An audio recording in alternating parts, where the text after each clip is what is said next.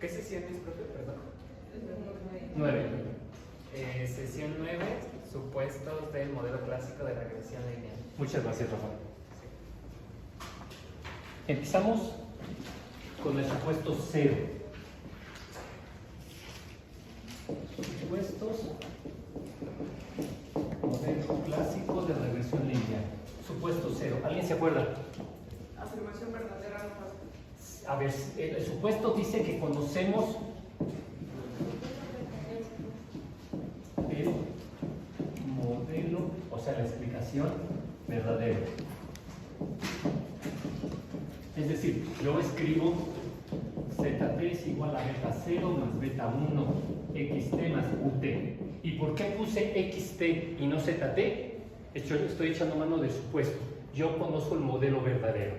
¿De acuerdo?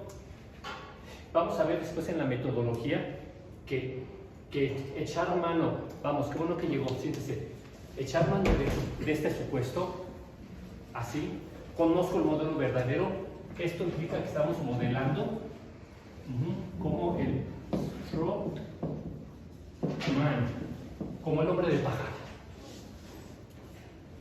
Porque lo que haga después va a ser tratar de construir el mejor modelo estadísticamente hablando,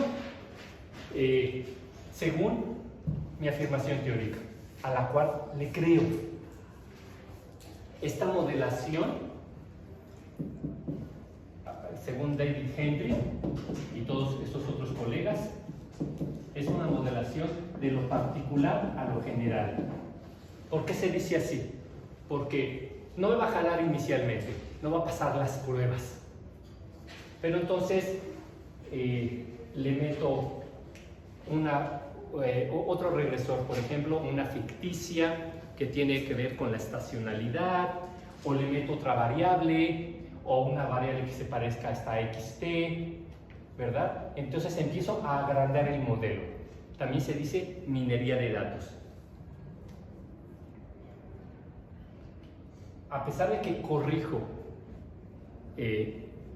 estadísticamente hablando a este modelo,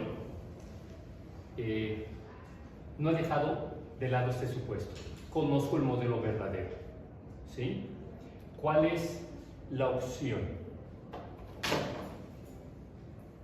No conozco el modelo verdadero. Lo que sí conozco son las distintas explicaciones de YT.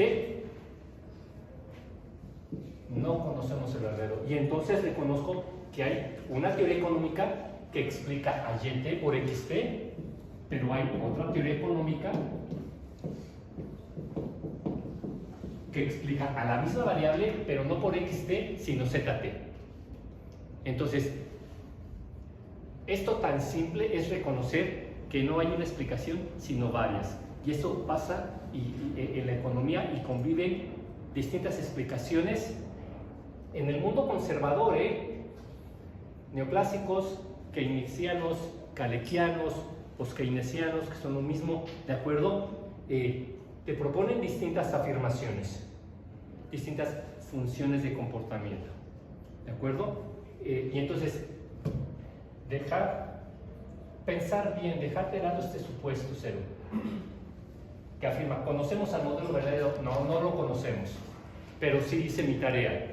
Revisé las teorías económicas que explican a YT. Y lo siguiente es no modelar de lo general a lo particular, sino de lo general a lo particular. No de lo particular a lo general, sino al revés, de lo general a lo particular.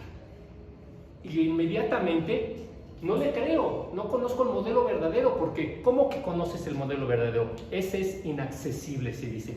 El modelo verdadero es, por definición teórica, estadística, es inaccesible. Inaccesible. El modelo verdadero estadísticamente es el modelo poblacional. Todo lo que está en una economía, todos los inputs, todos los outputs, todo lo que está en juego en una economía, ¿verdad? No tenemos acceso esta no es una ciencia como la física experimental, en la que podemos hacer un experimento para analizar una hipótesis teórica y así confirmarla o desecharla. No conocemos el modelo verdadero, es inaccesible. Tenemos teorías, hipótesis teóricas, ¿de acuerdo? Entonces, no voy a proceder de lo particular a lo general, sino de lo general a particular, que en primer lugar vamos a ir desarrollando esta idea, es ponerlas a competir. Esto debe sonar completamente razonable. Yo no soy ni keynesiano, ni kaletiano, ni neoclásico, ni post-keynesiano, pero conozco, porque soy un científico, las distintas explicaciones en juego y las pongo a competir, estadísticamente hablando, y modelo de lo general a lo particular. O sea,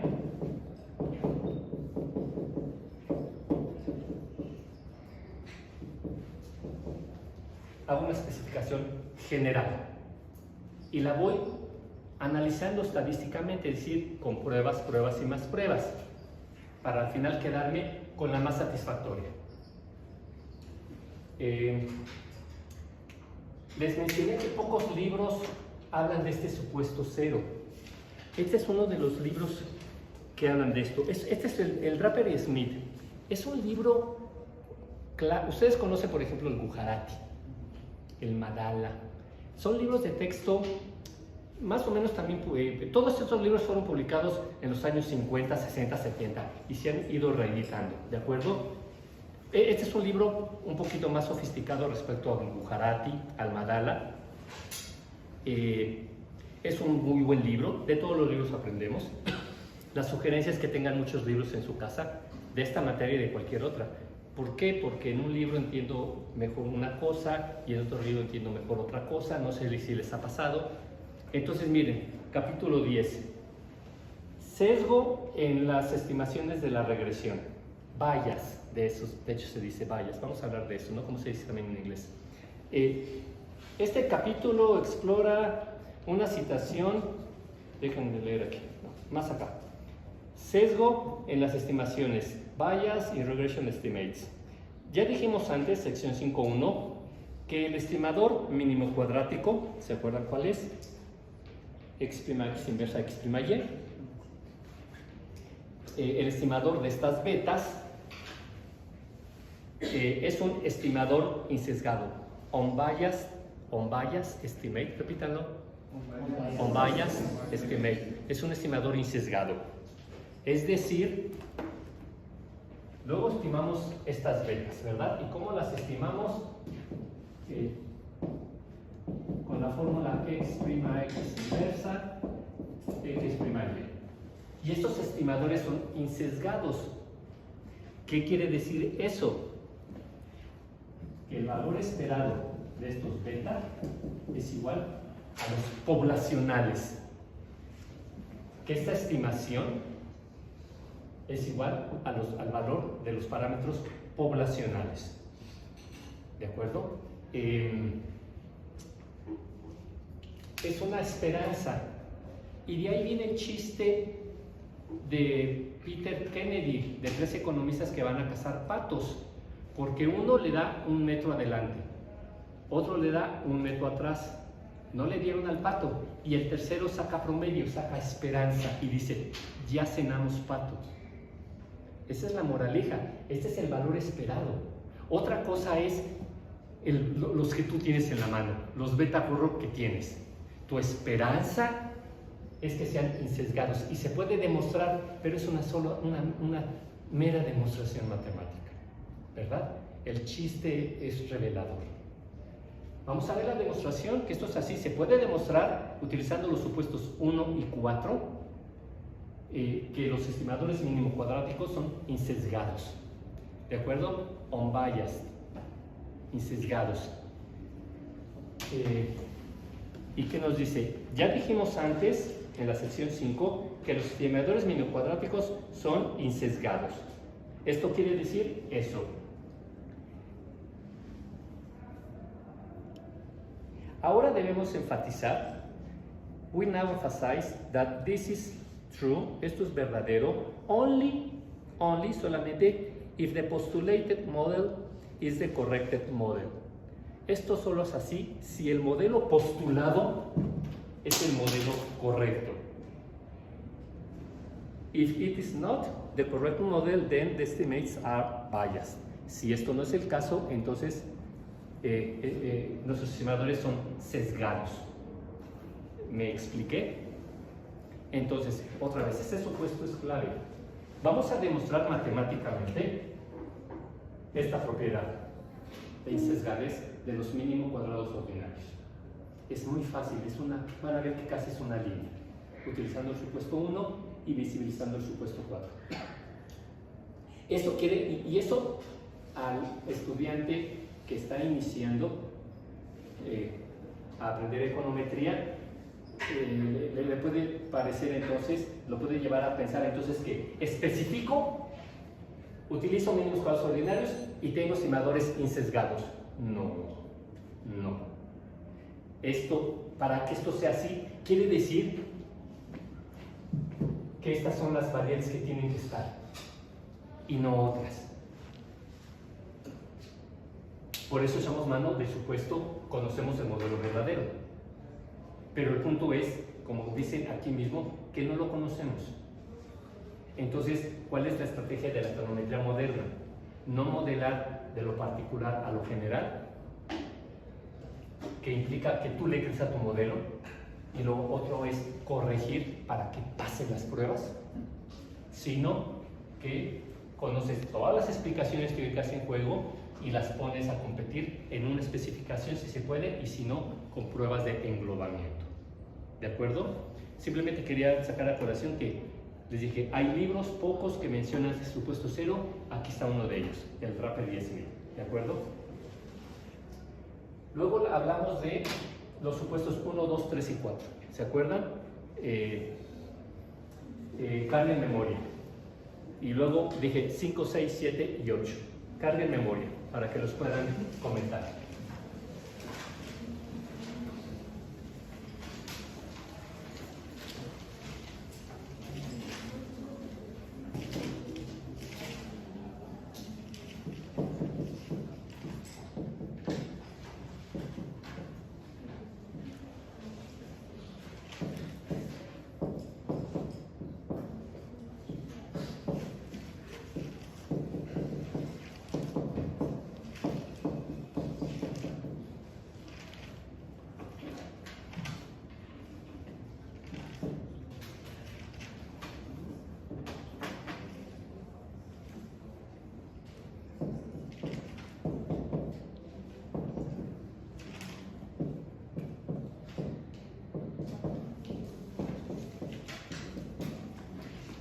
Supuesto 1, ¿quién lo menciona? El valor esperado de los residuales es cero. El valor esperado de los errores es 0, ¿de acuerdo? ¿Qué quiere decir eso? ¿Qué implica, Alice? Que no es distinto de 0. Bueno, es el valor esperado, pues es un promedio, pero no, ¿qué implica este? ¿Qué implica este supuesto? Que ni sobreestimamos ni subestimamos. ¿A qué? A la YT. A la YT. ¿De acuerdo? Porque acuérdense que yo estimo y entonces ya tengo el beta 1 gorro más el beta 2 gorro XT. Y esto es la YT gorro.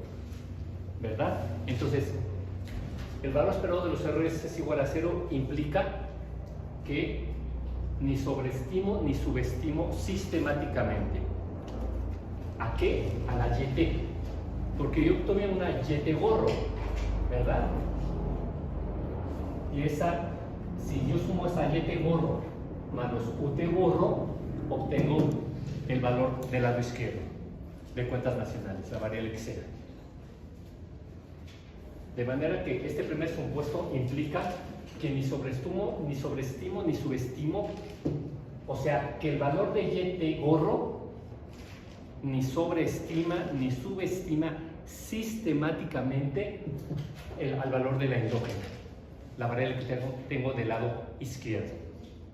Porque si cometo muchos errores en términos de que sobreestimo, o muchos en términos que subestimo, el valor va a ser de los residuales distinto de 0. ¿De acuerdo? ¿Vamos bien? Entonces eso fue lo que te pregunté. Primer supuesto, valor esperado de los errores es igual a 0. ¿Qué implica ese supuesto? Que ni sobreestimo ni subestimo sistemáticamente al YT. Qué bueno que llegó, vamos, siéntese, córrale. Qué bueno que llegó, incorpórese. ¿A qué nos lleva este supuesto? Voy a visibilizar lo siguiente. Esta es mi especificación. Tengo el primer supuesto, puedo reescribir aquello y decir que el valor esperado, sacar esperanzas, se dice, ¿de acuerdo? El valor esperado de YT es igual a beta 1 más beta 2 XT. Omito poner valor esperado de UT porque es igual a 0, ¿de acuerdo? Simplemente le saqué esperanzas, digamos, esperanzas, este es 1, puedo reescribir a 1 echando mano de supuesto y escribirlo así como 2. ¿Para qué hago esto? Para visibilizar lo siguiente. Si las XT toman un valor de 0, esto nunca va a pasar, pero es para visibilizar lo siguiente. ¿Qué implica esto? Si esto es 0, no importa qué valor tome esto, ¿verdad? Esto va a ser 0. ¿Eso qué implica? Que el beta 1, que es la constante en nuestra recta de regresión, es igual al valor esperado de YT. O sea, es el promedio de la endógena. Otra vez, si ustedes teclean una regresión y en esa regresión no hay explicativa, solamente hay una constante, ¿qué valor va a tomar la constante? El valor del promedio de la endógena. Es una manera sofisticada de sacar promedios. ¿Cómo sacamos promedios? Sumamos y dividimos entre el número de observaciones. Bueno, también podemos sacar el promedio de YT haciendo una regresión, pero solamente con una constante. Y el valor del beta 1 gorro va a ser el valor del promedio de la endógena. ¿De acuerdo? Esto lo visibilizo porque es algo que luego vamos a utilizar cuando estemos formalizando. ¿De acuerdo? Es muy importante. ¿Sí? Voy a intentar hacer una tabla, no sé si me queda. Supuesto 2.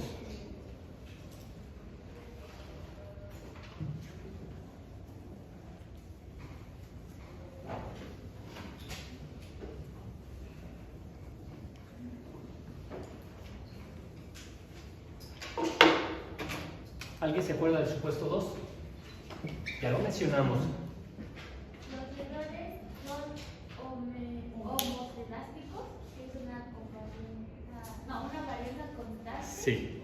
Y heterocelásticos, que es una varianza cambiante. Sí, entonces los errores son homocedásticos y no heterocedásticos. Otra vez, Jimena, los errores son homocedásticos y no heterocedásticos.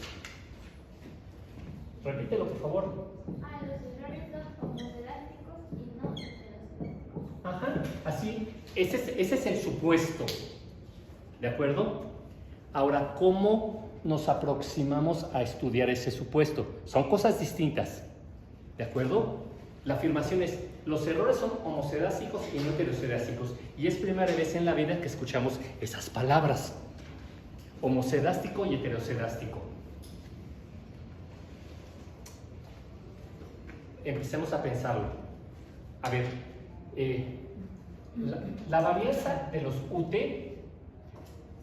esa es estoy en el universo probabilístico, pero quedamos que en muchos sentidos es un espejo del universo matemático.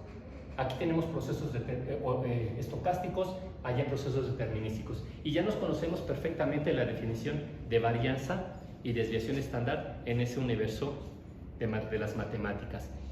Es decir, la variabilidad de una variable tiene que ver con comparar los valores que toma en cada t respecto a su valor medio.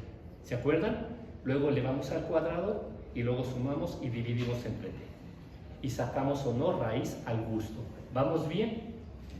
Bueno, acá la definición es muy parecida, pero en lugar de hablar de la media o promedio, hablamos del valor esperado. Es comparar cada UT respecto al valor esperado de UT. ¿Y cuál es el valor esperado de UT? Echamos mano del supuesto 1 y esto es igual a 0. ¿De acuerdo? Entonces, realmente, cuando hablamos, estamos pensando en la variabilidad, en cómo se distribuyen los errores. En términos del segundo supuesto, estamos afirmando que son homocedásticos y no heterocedásticos, es decir, que tienen cierto tamaño. Que tienen cierto tamaño. Un piso y un techo. Eso es homocedasticidad. Que tienen cierto tamaño que obedece a una distribución.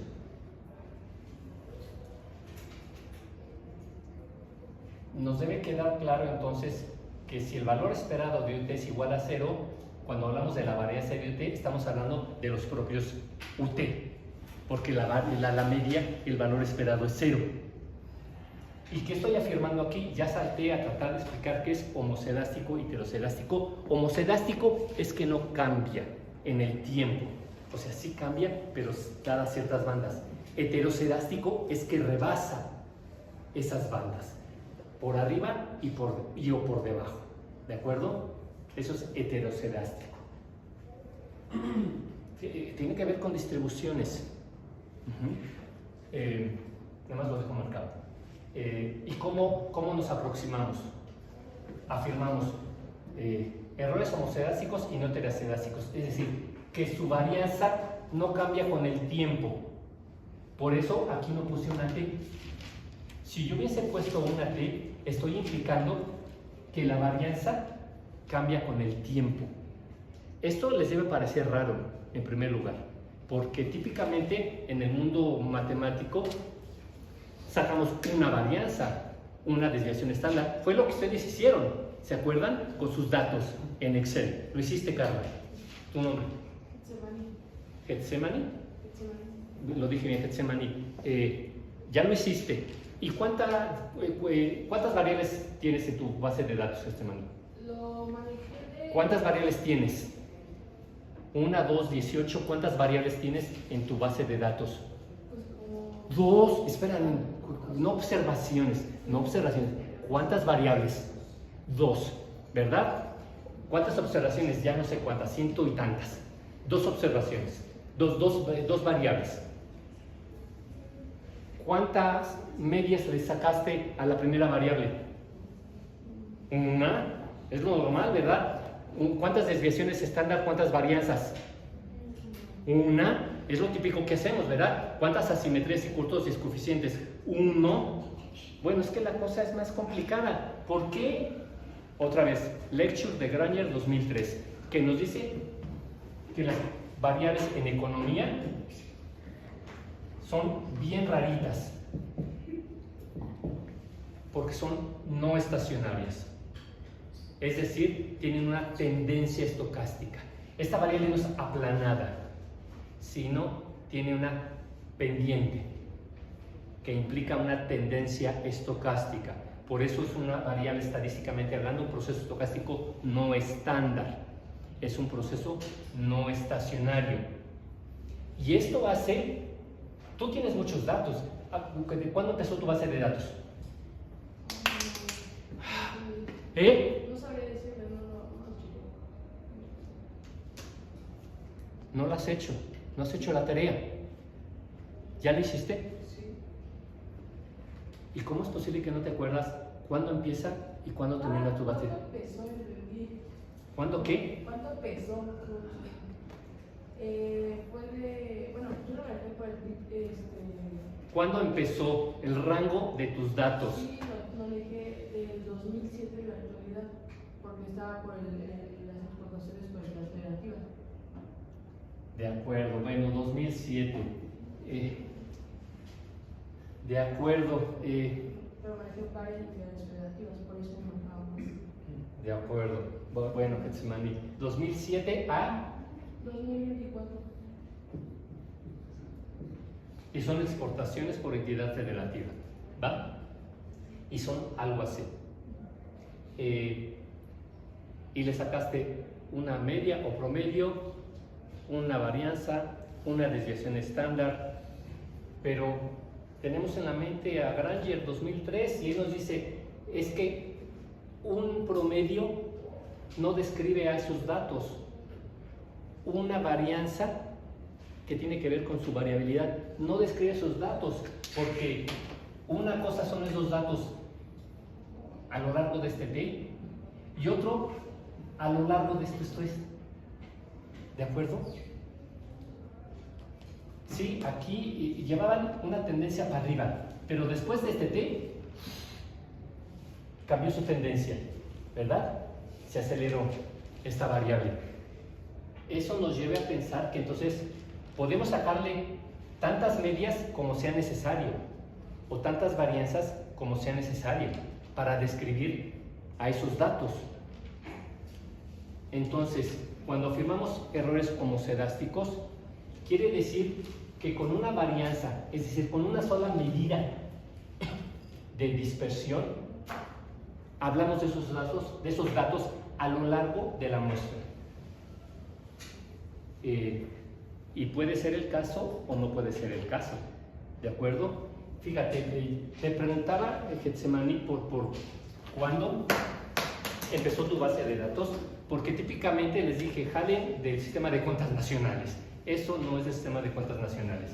Y hay datos desde 1980 trimestrales o desde el 90, 93, 94, ¿de acuerdo? Esto me permitía visibilizar que esto es un periodo larguísimo y que seguramente esto ha tenido subes y bajas, tendencias más aplanadas, menos aplanadas, visibilizar que entonces necesitamos tantas medias como sea necesario y que su volatilidad, su varianza ha cambiado en el tiempo, a veces más estable, a veces más inestable, ¿de acuerdo? ¿De dónde sale la palabra volatilidad? La utilizamos en economía financiera, ¿de acuerdo? Pero tiene que ver con eso, cómo se mueven los datos y esto que estoy haciendo, cómo se mide por la varianza o la desviación estándar. La volatilidad. Se dice que los datos financieros son más volátiles, el tipo de cambio, las tasas de interés, ¿verdad? Y sí, en efecto, los índices de las bolsas son más volátiles. ¿Qué quiere decir eso? Que su varianza es mucho mayor. De repente saltan mucho y de repente tienen jueves negros. ¿De acuerdo? Segundo supuesto, errores homocedásticos y no heterocedásticos. Eso tiene que ver con su variabilidad. Y como la media es cero, entonces con su tamaño. Y hay un piso, pueden ser positivos, negativos y cero, ya lo sabemos.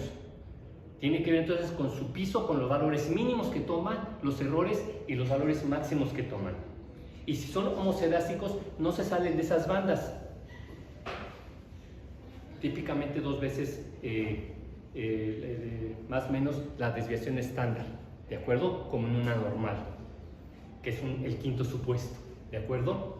Los errores se distribuyen como una normal. Entonces describimos al 95% con 2 veces más o menos la desviación estándar. Alex no está, pero sacó a colación en una clase eso, ¿se acuerdan? Sí, Carlos. ¿Y cómo lo medimos entonces? Por la varianza. Y se escribe así: la varianza de UT es igual a sigma al cuadrado, implicando que no le puse una T. No le puse una T, porque no cambia con el tiempo. Si la pongo, estoy implicando que cambia con el tiempo. ¿De acuerdo? ¿Comentarios, dudas? ¿No? Tercer supuesto.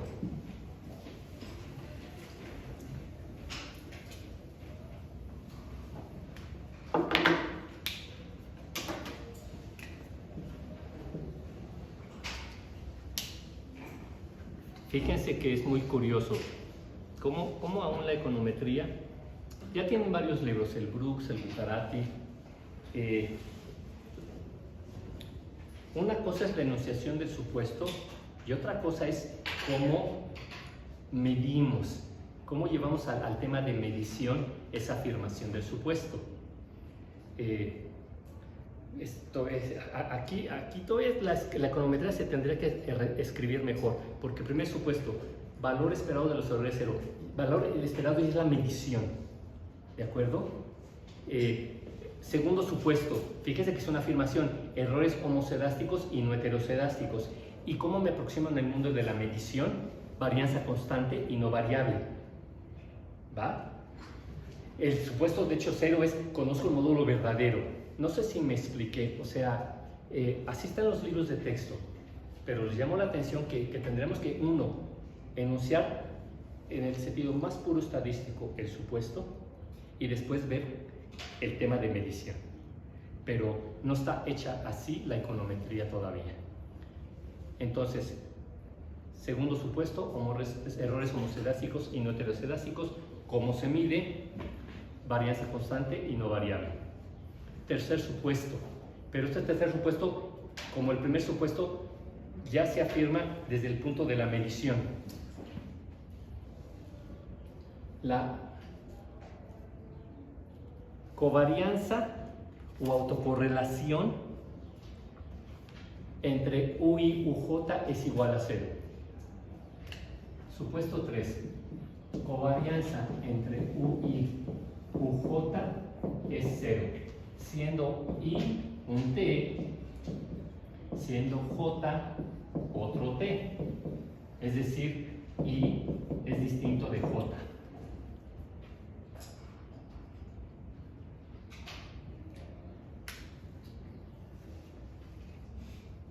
Para entenderlo nos tenemos que echar para atrás. ¿Qué es la covarianza? Ya la hicieron, ya jugaron con ella, ya hasta salió a colación la covarianza estandarizada que se llama coeficiente de correlación y el paper de Joule del 26. ¿Qué es la covarianza? Rafa. Mide, fíjate que la covarianza, la media, todo esto mide. Ajá, esa es la palabra correcta. Por eso todo esto tiene que ver con ese manual de medición en economía. ¿Qué es la covarianza? Mide la asociación entre dos variables. Mide el grado de acción lineal entre dos variables, ¿verdad? Y por eso hablamos del coeficiente de correlación, que es una covarianza estandarizada, porque la covarianza puede ser cualquier numerito. ¿Ya cargaste a arrancarla? ¿Cómo voy entonces de la covarianza a la correlación? Primero, bueno, tenemos los dos datos. ¿Cómo voy de la covarianza a la correlación? ¿Qué hago con la covarianza para que ya no sea covarianza, sino sea correlación? Se divide entre el producto de las desviaciones estándar. Se divide entre el producto de las desviaciones estándar. Repítanlo.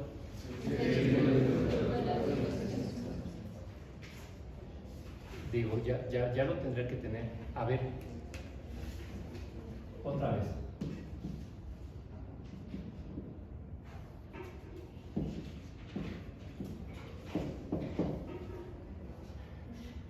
¿Es un estadístico sofisticado la covarianza entre un par de variables? Su respuesta inmediata tiene que ser no. ¿Están de acuerdo? Son sumas, restas, multiplicaciones y divisiones. ¿Y dividir entre productos de las desviaciones es sofisticado? Tampoco. Sumas, restas, multiplicaciones y divisiones. Y eso nos da el coeficiente de correlación, que está entre menos 1 y 1. Ya se tendría que saber de memoria. No le estoy preguntando la fórmula de la normal, que es una integral, bla, bla, bla. No les estoy preguntando eso. Les estoy preguntando que la covarianza, que es xt menos x barra por yt menos y barra, todo eso sumado, todo eso entre t. Covarianza entre productos de las desviaciones estándar, de las dos variables en juego. Ya se lo tendrán que saber. ¿Para qué, Carlos? Para sentirse más cómodos, si pongo tercer supuesto, covarianza entre U y UJ es igual a 0. En primer lugar, les llamé la atención, fíjense, Aquí no hay un T, si es que I hace referencia a un T y J hace referencia a otro T. Y entonces me marco que I es distinto que J, o sea que es un T y otro T. Covarianza entre U y UJ es igual a 0. Aquí ya la cosa ya escaló. Ya escaló y por eso primero tenían que trabajar duro en un Excel. ¿Esta es una serie de tiempo? Sí, de hecho esta es la misma serie de tiempo, pero la estoy midiendo en distintos test. ¿Qué quiero decir eso? Digamos que aquí tengo, mi serie va desde t igual a 1 hasta t, ¿verdad? ¿Cuántas observaciones tienes, Getsemaní? ¿Cuántas observaciones? Sí, son 70 y tantos. 70 y tantas, sí. No sé, ¿por qué le exijo a Getsemaní una respuesta así? No es física nuclear. ¿Cuántas más? 136. 120. Así, o sea, es un número. ¿Para qué? Para que visibilicen. Ah, sí, es mi variable con muchos test. Y uno de estos test le nombro I, y uno de estos test lo nombro J. Y entonces ya tengo desde I hasta T, ya son menos, ¿verdad? Y luego, ¿cómo que J? Ah, pues que J está por aquí, hasta T. Y entonces saco la covarianza que puedo, que coincide en términos de números de test. Para que entiendan esto, lo tuvieron que haber hecho a mano. No estoy utilizando todos mis tests, sino lo que estoy implicando es a partir de unos tests y a partir de otros tests. Y por eso, y lo que estoy afirmando es muy interesante. Esto también lo podemos pensar en términos de nuestra varianza. Varianza constante y no variable. Quiere decir que en sus tests, en tus 70 y tantos datos, tú sacaste una sola varianza, una sola desviación estándar. Pero, ¿qué tal si le sacas a la mitad de observaciones y a la mitad de observaciones? ¿Se puede? Sí, sí se puede, ¿verdad? ¿Están de acuerdo? O te sacas 3, un tercio, un tercio, un tercio. O ves la gráfica y ves que hay un T, a partir de un T, tu variable empezó a moverse de otra manera. A partir de cierto T. Ah, pues veo este rango y saco todos mis estadísticos y saco después de ese T todos mis estadísticos. Y la pregunta es, ¿cambian o no cambian? Y si cambian, ¿qué me dirían? Que mi variable se comportó peculiarmente, de cierta manera hasta un T y de otra manera a partir de otro T. ¿Me siguen? Tienen que imaginar todo esto, por eso ya lo hicieron en Excel. Entonces, varianza constante es eso, que no importa cuántas varianzas yo le saco, se van a aparecer estadísticamente hablando. 2, 3, tantas como sea necesario, se van a aparecer estadísticamente hablando. Tercer supuesto. Los errores no tienen que ver unos con otros linealmente. A ver, esto es una expresión coloquial. Típicamente los libros te dicen, tercer supuesto, covarianza entre U y UJ igual a 0. Otra vez, repítelo. Tercer supuesto. Tercer supuesto, la covarianza entre UI y UJ igual a 0. UI y UJ es igual a 0. ¿De acuerdo? Entonces, ¿qué quiere decir? La covarianza viene de la asociación entre un par de variables. Asociación lineal. Lo primero que estamos afirmando aquí es que no son dos variables, es la misma. Entonces, ¿cómo que? ¿Cuánto sería la covarianza de una variable consigo misma? La correlación, vamos a estandarizarlo. No, ¿cómo que 0? Lo contrario. Si ahorita replicáramos a Carlos, estamos en el futuro, así, una réplica exacta, ¿cuál sería la asociación si la medimos estadísticamente? 1, ¿verdad? Estamos hablando de la misma cosa. ¿Qué estoy implicando aquí? Que la covarianza es 0, o sea que la correlación es 0. O sea que los errores no tienen que ver unos con otros. Entonces esto otra vez, covarianza. Mide el grado de cero lineal entre un par de variables. Ups, aquí no es un par de variables, sino es la misma variable. Pero si yo midiera la covarianza, la correlación de la misma variable, con todos los test, esto es un 1. Porque estoy hablando de lo mismo. Entonces tengo que hablar de UI, UJ. O sea, de un pedacito de todo este rango y de otro pedazo de todo este rango. ¿Me expliqué? Y entonces ya puedo afirmar covarianza entre U y UJ es igual a 0. Pero, ¿vamos bien? Escalo el argumento. Es que cuando digo que U y puede ser cualquier T y UJ puede ser cualquier T, la única condición es que no sea igual a I, otro T. Estoy diciendo que a lo largo de la muestra que tengo del rango, si su modelo va a tener, tiene 70 y tantas YTs, 70 y tantas XTs, vas a tener 70 y tantas UTGOR.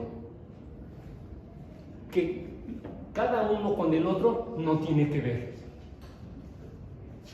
Eso implica este supuesto.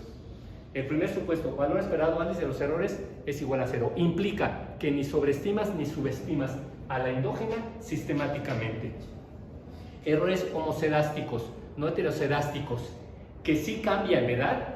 Es una variable, los errores son una variable. A veces tiene valores negativos, a veces negativos, pero es una variable que tiene cierta variabilidad. Es decir, está acotada por un valor mínimo, un piso y un valor máximo, un techo.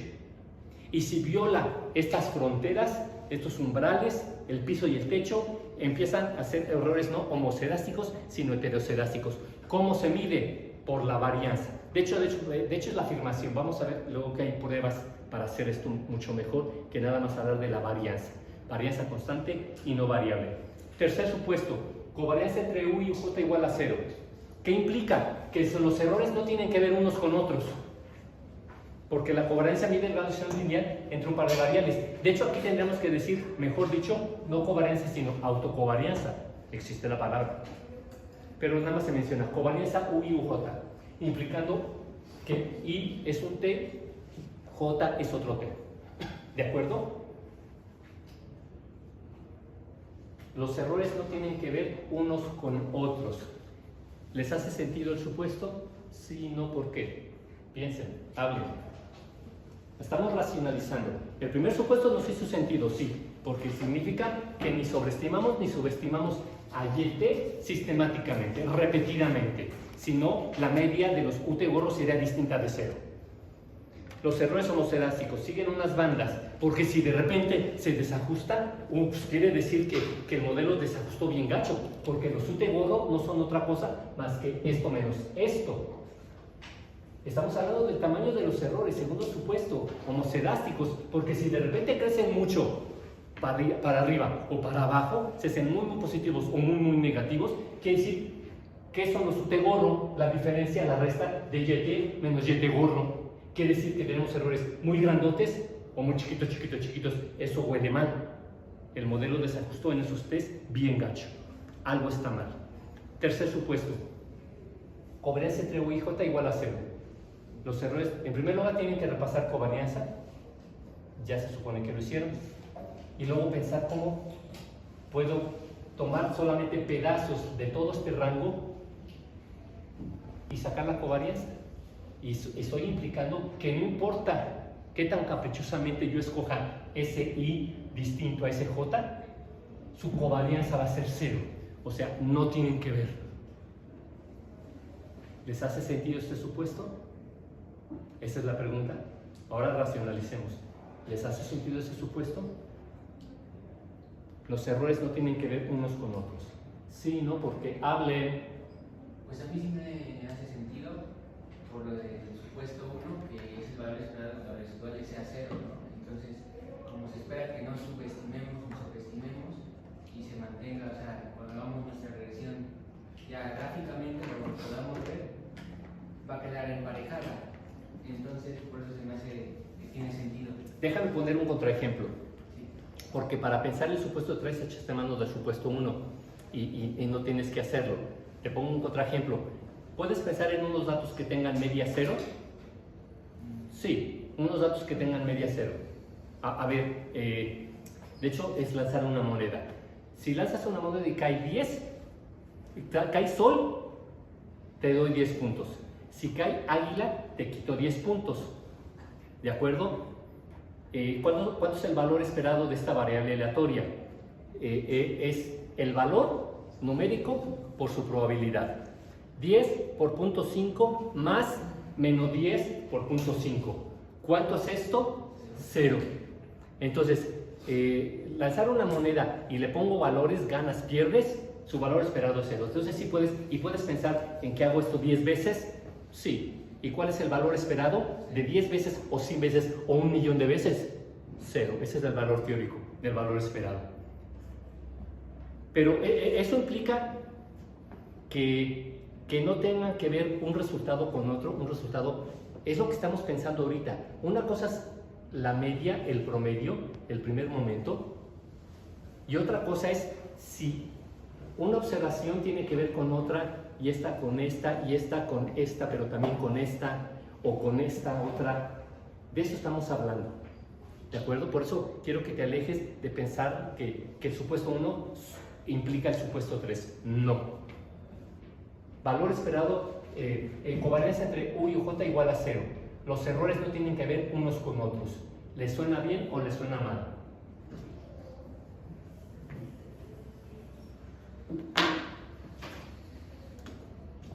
¿De qué estás hablando, Carlos? Bueno, acuérdense, ¿cómo se llama esta parte de la regresión? Sistemática. Esta es la parte sistemática, la que aporta información. ¿Por qué aporta información? Porque de hecho cuando estimo, con esta parte es con la que produzco la estimación, el yete gorro.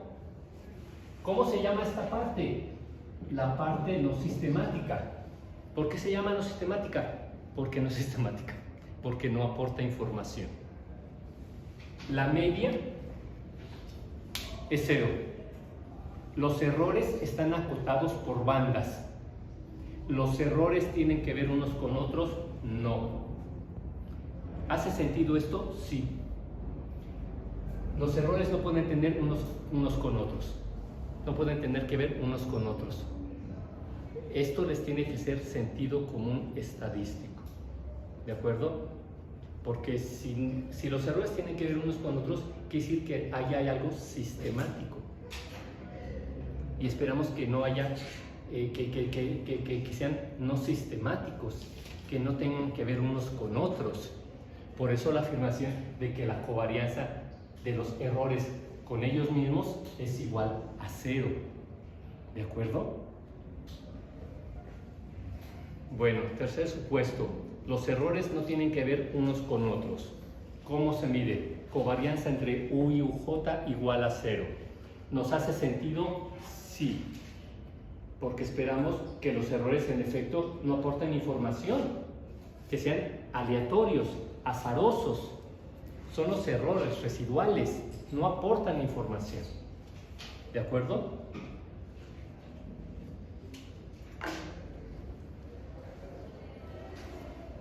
Jimena. Nada, Jimena. Nada más dije Jimena.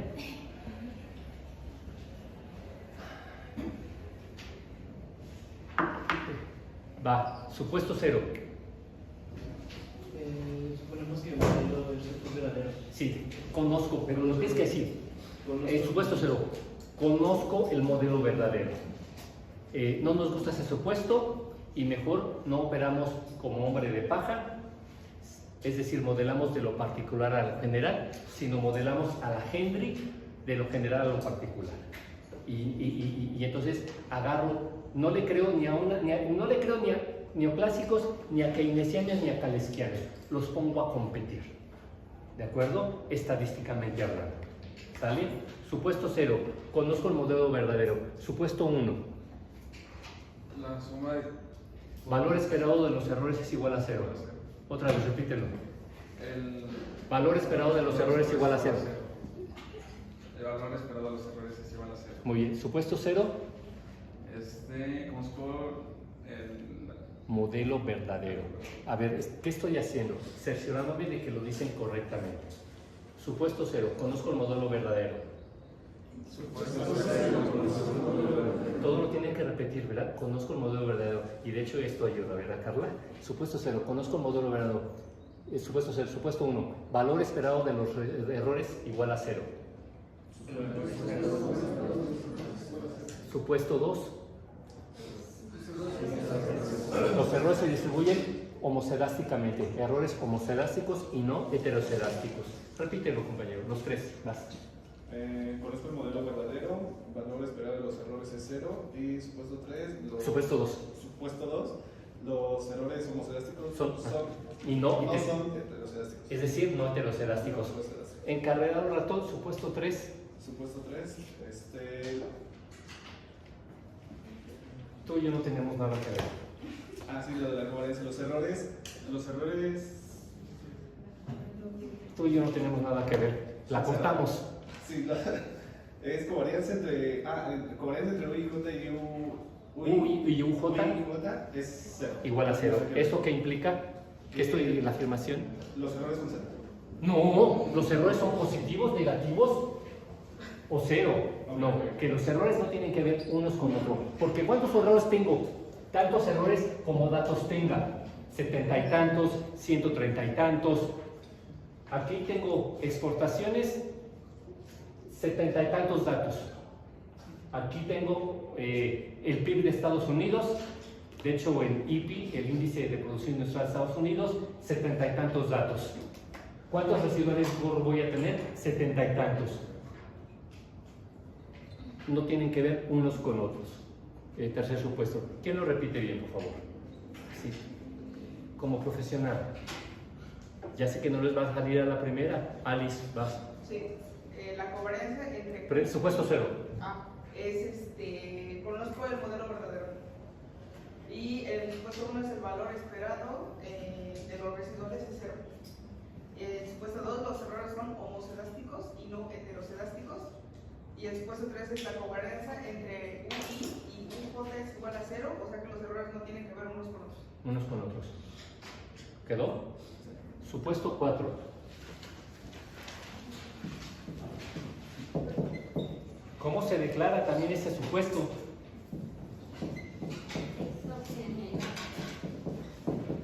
Fíjense que así lo declaran los libros. Les mandé el Brooks, el Gujarati, revisen muchos otros. A ver el Draper, muy rápido.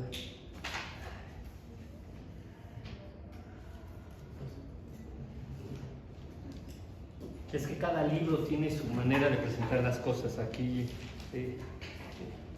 hacen otra exposición. 135. Voy a tardar en encontrarlo.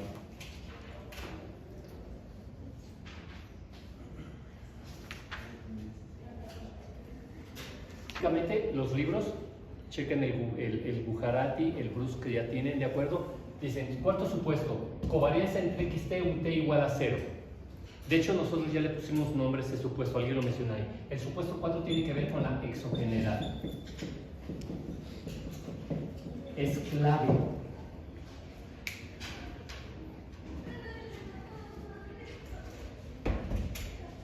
Entonces, en primer lugar, la palabra exógeno, endógeno, tiene que ver con las matemáticas.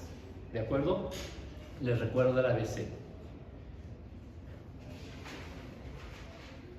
Declaramos algo endógeno cuando sabemos de qué dependen sus valores y están determinados, en este caso, en esta propia ecuación. ¿De acuerdo? Esta es la endógena. Y está explicada por esta XT, que es la exógena. ¿Por qué esta es exógena? Porque yo no estoy visibilizando la ecuación de la cual depende XT. Y de hecho, la estoy declarando exógena. ¿Qué quiere decir eso? Esa afirmación es el modelo clásico de regresión lineal, es un modelo uniecuacional. aunque tiene muchas T's, tantas T's como observaciones tenemos, es una sola especificación. Por eso es un modelo uniecuacional, de una sola ecuación. Y estoy determinando el valor de YT con lo que tengo del lado derecho, ¿de acuerdo? Y básicamente tengo una variable explicativa, pero ya he hecho un regresor. Pero el cuarto supuesto implica que lo estoy declarando exogeneidad. Declaro a XT exógeno como exógeno. Ese es el cuarto supuesto. Declaro a XT como una variable exógena. Y si tuviera dos explicativas, XT, ZT, tres explicativas, XT, ZT, WT, todas las estoy declarando exógenas. ¿Y qué quiere decir eso? Lo visibilizamos. ¿Qué implica esto? Que XT no depende de YT. Eso implica que sea exógeno. Que XT no depende de YT.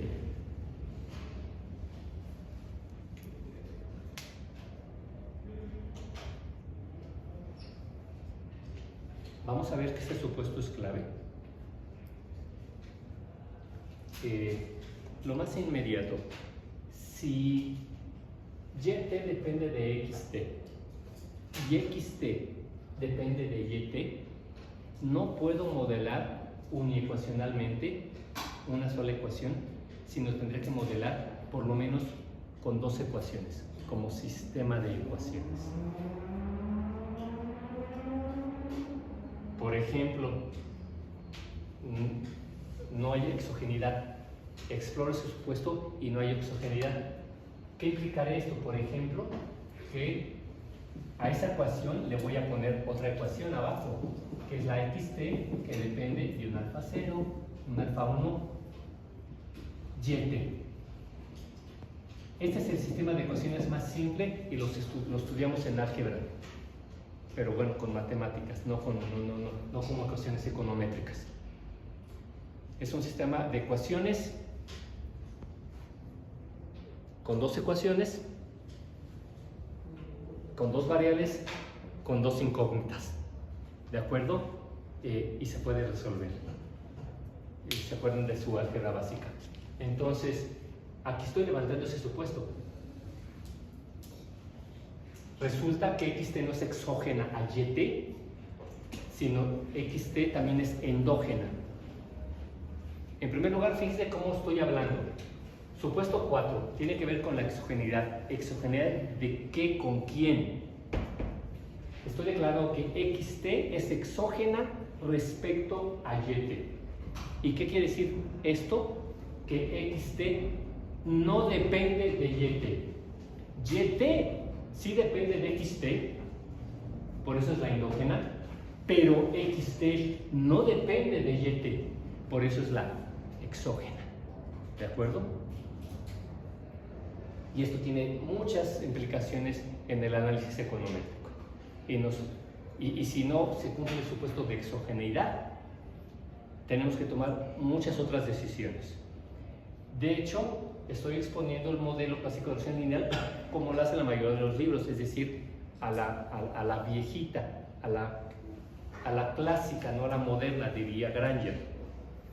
Porque hoy vamos a ver que la econometría moderna no habla de exogeneidad a secas, sino habla de niveles de exogeneidad, débil, fuerte y superfuerte. Y dependiendo de qué tipo de exogeneidad se vea en los datos, es que procedemos. No la impongo, es un supuesto. Suponer algo es imponerlo. Y eso es una mala palabra en el análisis econométrico moderno. No impongo, no impongo cuál es el modelo verdadero. Pongo a competir las distintas explicaciones, ¿de acuerdo? Aquí no impongo la exogeneidad, es un supuesto. No lo impongo. ¿Y qué tal si mis datos no verifican, validan ese supuesto? Entonces, otra vez, supuesto 4, tiene que ver con la exogeneidad, es decir, se declara a la xt como exógena respecto a yt, es decir, yt depende de xt, por eso yt es la endógena, pero xt no depende de yt, por eso es la exógena. ¿De acuerdo? ¿Cómo se escribe? Covarianza, o sea, la asociación entre xt y ut es igual a 0. ¿De acuerdo? Nos preguntamos si hay asociación lineal o no entre estas dos variables, la xt y los ut. Y la afirmación es exógena, esta es exógena. Esto es muy curioso, ¿verdad? Ahorita tienen que decir, ¿de qué estás hablando, Carlos? Es muy interesante. Va otra vez, supuesto 4.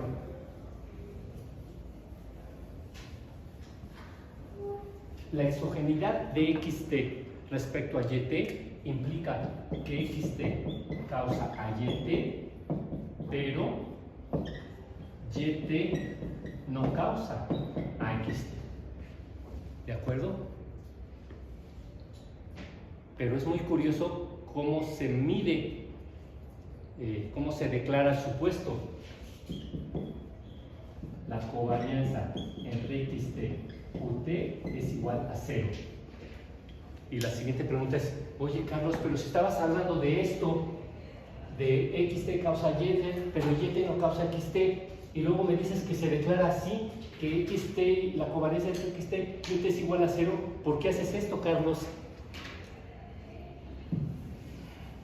Por una trampa que hace la econometría vieja. ¿De acuerdo? Es una trampa. ¿Por qué? Aquí estoy pensando exogeneidad, endogeneidad. Y estoy diciendo que xt causa a yt, pero yt no causa a xt. Pero, ¿cómo lo escribo? ¿Cómo lo declaro? Covarianza entre xt y ut igual a 0. ¿Por qué hacen eso los libros? Y les digo que lo que hacen es una trampa, decirlo de alguna manera, es algo que vamos a ver que se tira a la basura en el análisis econométrico moderno. Lean al Brooks, por ejemplo. Se me olvidó traer mi libro de Brooks. Lo iba a traer.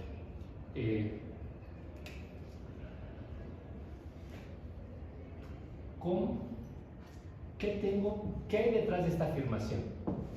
Covarianza, ya salió Carlosiano en el tercer supuesto. La covarianza entre U y J igual a 0, ¿verdad? Es decir, los errores no tienen que ver unos con otros.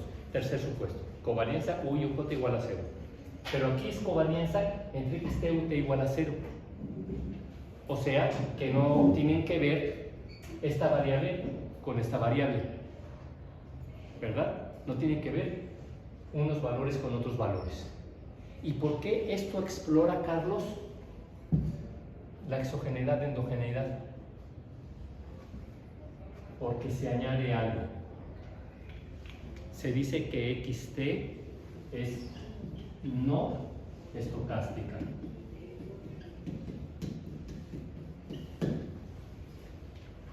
Revisen mínimamente el Brooks, el Bujarati, el Madala, cualquier libro que tengan de econometría a la mano, ¿de acuerdo? Y van a ver cómo, supuesto 4, covarianza entre xt, ut es igual a 0. En el mejor de los casos, explicitan que este supuesto tiene que ver con la exogeneidad de xt respecto a yt, y si somos muy afortunados, explicitan, por ejemplo, como Brooks, el libro que tienen en PDF, que xt es no estocástica. Les digo que es una trampa formal. ¿Por qué es una trampa formal? Estamos en el universo estocástico. Estamos llenos de procesos estocásticos de variables aleatorias que se oponen a los procesos determinísticos. Pero aquí de repente declaro a xt como no estocástica. ¿Eso qué implica? La declaro determinística.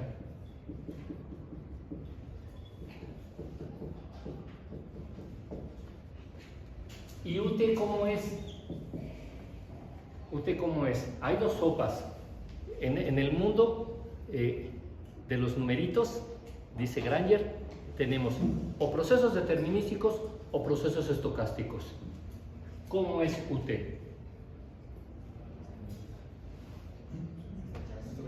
Estocástica. Entonces, ¿por qué no lo dicen con más ganitas? Estocástica. ¿Eh? O sea, tendría que ser inmediato. Esto es un proceso estocástico.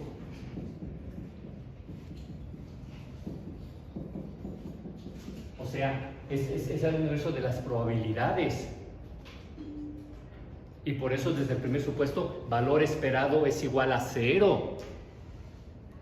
Es un proceso estocástico. Pero todo es un proceso estocástico. Por eso es econometría. A ver, Granger nos lo explicó. En 1500, la matemática es vieja. Para 1500 en Occidente surge la estadística, porque los científicos de aquella época se dan cuenta que no pueden describir a sus objetos de estudio solamente como procesos determinísticos, sino como procesos estocásticos, es decir, en los cuales están en juego las probabilidades. Y nos dice, y ya en el siglo pasado surge la econometría, porque la econometría tiene que ver con estadística, con procesos estocásticos, pero muy peculiares, procesos estocásticos no estacionarios. Entonces, esto es un bicho estadístico, en particular econométrico. Tiene que ver con procesos estocásticos no estacionarios. Todo esto, de manera que UT, claro que es un proceso estocástico. Pero ¿cómo impone la econometría este cuarto supuesto? Lo impone, lo justifica. Dice, no tengo problemas con él, eso es imponer. Supuesto 0, conozco el modelo verdadero. ¿Sí? ¿Neta, güey? Conozco el modelo verdadero, lo impongo. Eso es, un supuesto es eso, algo que tenemos que meter a fuerza para construir un argumento. Pero si quitamos ese supuesto, se cae el argumento. Entonces los supuestos no nos gustan. ¿De acuerdo? Supuesto 4. Covarianza entre XT, UT igual a 0. ¿Por qué se enuncia así? Un paso atrás. Tiene que ver con la exogeneidad. XT causa YT, pero YT no causa XT. ¿Y por qué se lo manifiestan así, Carlos? Covarianza entre XT, UT igual a 0. Ah, porque introducen una liebre, introducen una trampa. Declaran a XT como no estocástica, es decir, como determinística. De manera que si sacamos, esto es algo teórico, si sacamos una covarianza entre algo determinístico de frente a algo estocástico, su covarianza es 0, por definición. Pero es una mera definición formal. Porque XT no puede ser determinística, es estocástica. ¿Por qué? Pares de variables. Díganme sus pares de variables. PIB y exportaciones. PIB y exportaciones, muy bien. Y no solamente, muy bien, PIB y exportaciones. Sistema de Cuentas Nacionales de México. Y ya estás pensando, ya viste el siguiente paso, Rafa. Uno es analizar un par de variables. Primero, una aisladamente, análisis univariante. Por un lado el PIB, por otro lado las exportaciones, univariantemente. O sea, aisladamente. Siguiente paso, conjuntamente, ¿verdad? Empiezas a hacer gráficas de dispersión, mides la covarianza, la correlación. Siguiente paso, que es el gran paso. ¿Estás pensando cuál es causa y cuál es efecto? Fíjense que es el gran paso. Así hace cualquier ciencia. Estudia un fenómeno aisladamente. Luego estudia otro fenómeno que tiene que ver, que están asociados, X y Y, pero asociados. No estamos diciendo que una es causa y otro es efecto. Alexis, por favor. No estamos diciendo que una es causa y otro es efecto. Pero hacemos entonces estadística descriptiva. Calculamos gráfica de dispersión, covarianza, correlación. Y ya lo siguiente es la pregunta científica. ¿Qué explica a qué? La pregunta científica. ¿Cuál es causa? ¿Cuál es efecto? ¿Ya te lo planteaste, Rafa? Dime cuál es tu YT. YT es PIB y el PIB depende de las exportaciones. ¿De acuerdo? Es una típica hipótesis de crecimiento económico liderado por el sector exportador, por las exportaciones. ¿De acuerdo? ¿Está bien?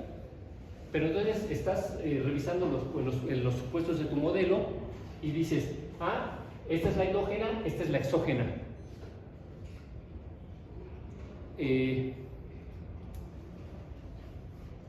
Analicemos el cuarto supuesto en tu regresión. La afirmación es que las exportaciones causan el PIB, pero el PIB no causa las exportaciones. ¿Cómo ven esa afirmación? Salgámosle al paso. Esta es estocástica y esta es determinística, de manera que sí, esta es exógena y esta es la endógena. Eso es lo que es la econometría viejita, ¿verdad? La clásica. Hace una mera declaración para salir del paso de este cuarto supuesto que es clave. Los 4 primeros supuestos son claves, entre otras cosas, porque para hablar de las propiedades de los estimadores mínimo cuadráticos, incendiez, eficiencia y consistencia, tenemos que echar mano de esos 4 supuestos. ¿De acuerdo? Y de hecho ya vimos que del supuesto 0, porque el supuesto 0, nos dice Draper y Smith, es conozco el modelo verdadero. Pero si no lo conoces, y YT no explica XT, sino YT está explicada por ZT, tus estimadores son para tirarse, tu ejercicio completo es para tirarse a la basura. ¿Verdad? No vas a tener estimadores insesgados. La primera propiedad y la más importante. Pero ¿cómo le salgo al paso? Simplemente declaro, afirmo, sin justificar. XT es exógena, YT es endógena. ¿Cómo hago eso? Declaro a esta, otra vez la declaro por mis pantalones. Esto es determinístico, esto es estocástico. Y por eso la covarianza es 0. ¿Tiene sentido esto? No, no tiene sentido. Pero así se lo hace la econometría y por eso les digo, buenos libros, el de Brooks, que es del 2008 y ya tiene una segunda edición. Es un buen libro para aprender, pero repite este conocimiento no científico. ¿De acuerdo? La econometría moderna le entra de otra manera. No declara esto no estocástico, sino es estocástico, claro que sí. Entonces analicemos con más profundidad la exogeneidad. Pero les pregunto, la afirmación de Rafa es que el PIB mexicano depende de las exportaciones mexicanas. Oigan, pero yo les pregunto, ¿se les hace razonable voltear la causalidad? Que las exportaciones mexicanas dependan del PIB mexicano. Les pongo el ABC de la historia. ¿Qué se supone? ¿Qué dice la teoría del ABC? ¿De qué dependen las exportaciones de un país?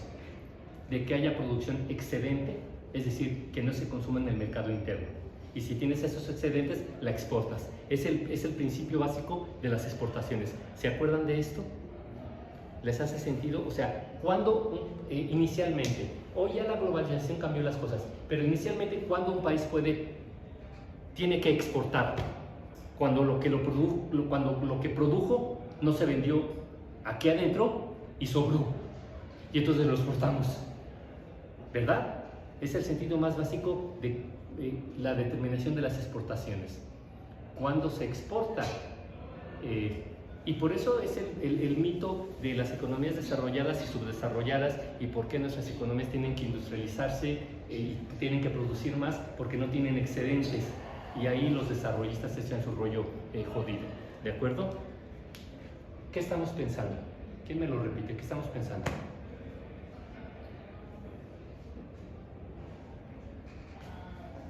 Vas, Carla. ¿Les tengo que picar las costillas? ¿Alguien? ¿Qué estamos pensando? ¿Por qué hago esto? Para ver si me voy explicando. Las exportaciones dependen de ti. Sí. ¿Y qué dirías? ¿Puedes encontrar alguna justificación económica detrás de esta afirmación que el PIB causa las exportaciones? ¿O no? Podría ser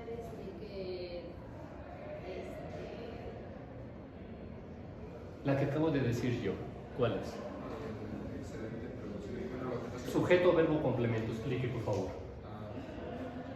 Las exportaciones son resultado de lo que no se consumió dentro del país. Del país. Ajá. Entonces, por eso, al ser la producción tan elevada, se exporta. Se exporta, es el sentido más básico de exportaciones. Hay que producir, producir y producir, ¿verdad? Y lo que no se venda domésticamente, internamente, lo exportamos. Tenemos excedentes, ¿de acuerdo? Lo único que quise ilustrar es que Rafael nos está proponiendo que el PIB depende de X. Sí, hoy modernamente los keynesianos, calequianos, post-keynesianos afirman esto. Se llama ley de Thirlwell, ¿de acuerdo? Un negacionista del cambio climático. Afirman que sí, que en efecto el crecimiento económico pasa por esta restricción, ¿de acuerdo? ¿Por qué es el crecimiento económico?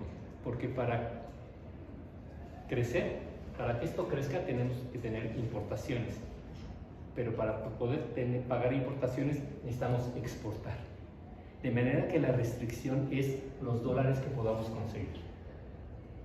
Es la restricción externa al crecimiento, la ley de Thirlwell. ¿De acuerdo? Es una idea calequiana, post-keynesiana. ¿Cómo lo dicen los neoclásicos? Porque también les gusta esta idea. El crecimiento está liderado, así lo dicen, por las exportaciones. ¿Sale? Pero yo cambié la causalidad simplemente para ilustrar que en efecto podemos llegar a pensar que el PIB depende de las exportaciones, pero también las exportaciones dependen del PIB.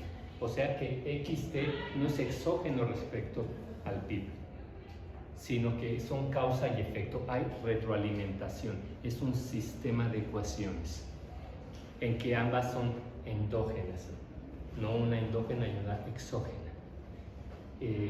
Y esto violaría el cuarto supuesto y haría que procediéramos en nuestro análisis econométrico de otras maneras. ¿Se puede manejar? Claro que se puede manejar. De hecho, eso es lo natural. En la economía casi todo tiene que ver con todo. ¿Cómo que casi todo tiene que ver con todo? El PIB tiene que ver con el consumo y el consumo con el PIB. El PIB tiene que ver con la formación bruta y al revés, con las exportaciones y al revés, con las exportaciones y con al revés, con el gasto público y al revés. ¿Están de acuerdo conmigo? O sea, la economía es un sistema. Es un sistema en el cual tenemos muchas variables, muchas ecuaciones. ¿Hay algo exógeno realmente? Ni siquiera el PIB de Estados Unidos. Porque algo de su economía ya depende de la nuestra, ¿verdad? ¿Están de acuerdo? ¿O les gustan las afirmaciones de Trump y también del otro, del Biden? A ver, ¿cuál es la variable exógena de la economía mexicana? No es el PIB, no es el consumo privado, no es la formación bruta de capital, no es el gasto público. ¿Cuál pensaríamos? El PIB de Estados Unidos. Y yo les pregunto, a ver, pero no podemos modelar, ¿verdad? Y detrás justificar que algo de la economía gringa ya depende de la economía mexicana. Claro que sí, claro que sí, ¿de acuerdo? Entonces, ¿qué es exógeno? Ya es bastante difícil de pensar en las economías modernas globalizadas, interconectadas, ¿verdad? Aún China, ya no se diga China y Estados Unidos, por más que haya problemas políticos, están vinculadas, ¿verdad? Entonces, eso tiene que ver con la exogeneidad. Es que me pone cara de cuatro. De lo que estamos hablando es eso, de si modelamos así de simple, hay una YT endógena y hay una XT exógena, y es decir, XT causa y YT es el efecto, o más bien las cosas ya son sistemas de ecuaciones en las que hay retroalimentación entre las variables, son causas y efecto, hay feedbacks, dicen en inglés, ¿verdad? Y en macro ya analizaron modelos y no les pusieron una sola ecuación, les pusieron una ecuación, luego con otra, apilaron ecuaciones ya en los modelos macroeconómicos. ¿Ya lo hicieron o no, Carla? más o menos, ¿no? Pero ya nada más te han puesto una ecuación. Cuando te hablan del PIB, y el PIB depende del empleo, a la keynesiana, ¿verdad? Y bla, bla, bla. Nada más te pusieron una sola ecuación. ¿Sí o no? Neta. Nada más una. ¿Les han puesto más de una? Sí, Rafa, ¿te acuerdas más o menos? Sí, es en el modelo ISLM que... Gracias, el modelo ISLM, ¿de acuerdo? O sea, ya hay dos ecuaciones y de hecho más ecuaciones, ¿verdad? ¿Y qué quiere decir que haya más de una ecuación? Que es un sistema de ecuaciones. O sea que los valores de las variables están determinados dentro del sistema, no fuera del sistema. Y por eso les pongo el extremo, exógena, economía de Estados Unidos, PIB de Estados Unidos.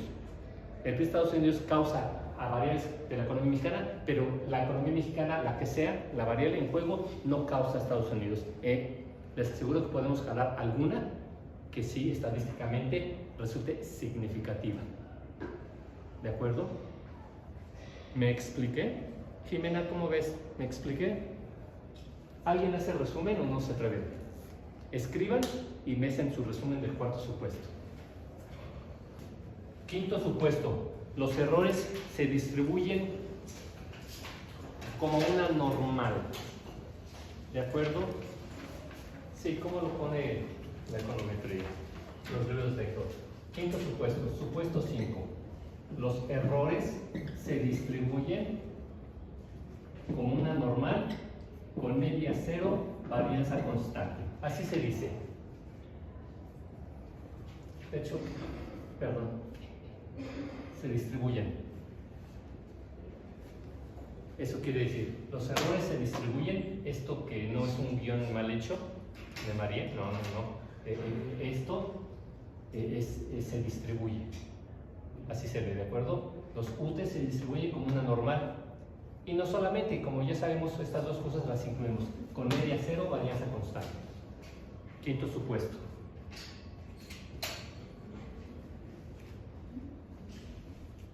¿Nos hace sentido, Jimena? Alice, yo sé que son grandes amigas, ¿verdad? Pero tienen que ayudarse a sacar la mejor versión de ustedes mismos, ¿verdad?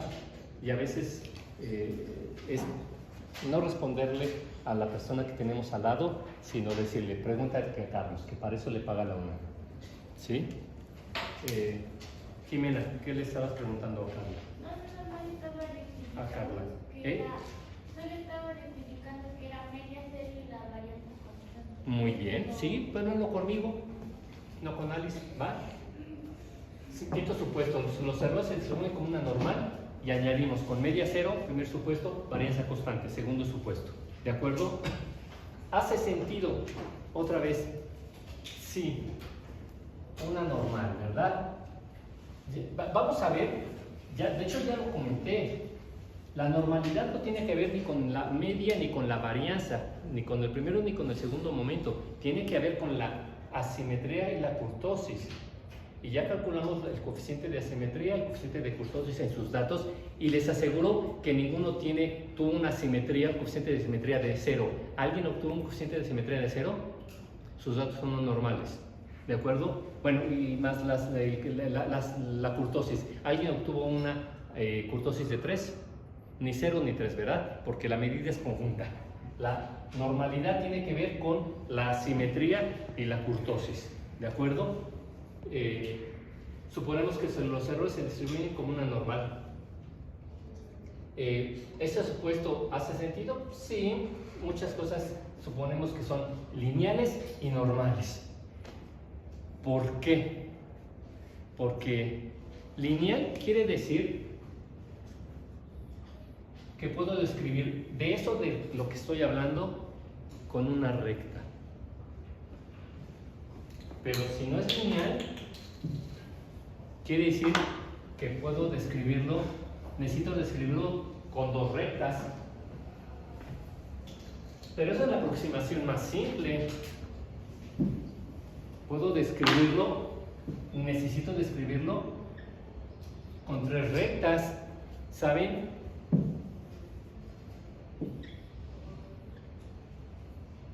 Con tantas pendientes como tangentes puede imaginar en esa curva. De manera que es metodología de la ciencia. Siempre empezamos con las respuestas más simples, ¿de acuerdo? Y siempre vamos a pensar que la cosa es lineal y no lineal. Porque no lineal puede ser cualquier cosa, ¿verdad? Ya difícil de agarrar. Lo mismo con la normalidad. Esto es normal. Quitemos el después de no normal y entonces es no normal. Y aquí cabe cualquier cosa.